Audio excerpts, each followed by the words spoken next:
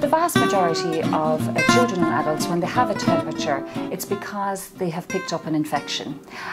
It could be a bacterial infection or it could be a viral infection, and most of the time it's a viral infection, because the common causes why you have a temperature would be if you had a head cold, if you had a sore throat, if you had an earache, and with a lot of the childhood illnesses like chicken pox, a temperature will come with those.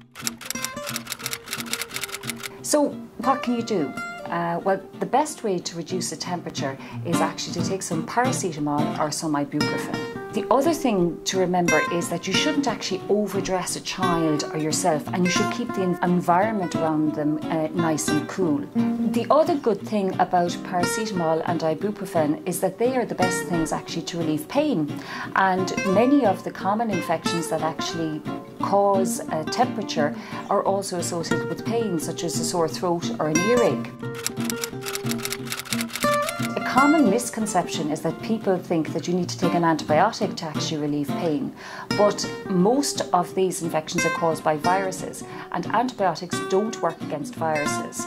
There are some bacterial infections where antibiotics are necessary, but in terms of bringing down a temperature or relieving pain, paracetamol or ibuprofen are what works best.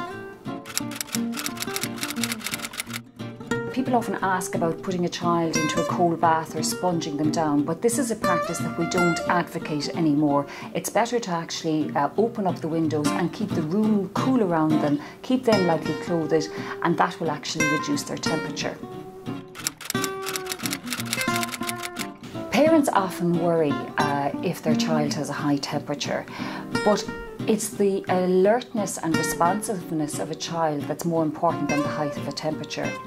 If your child has a temperature but is responding to you, is taking some drinks, even though they might be cranky and they mightn't be eating, then usually there is no major cause for concern.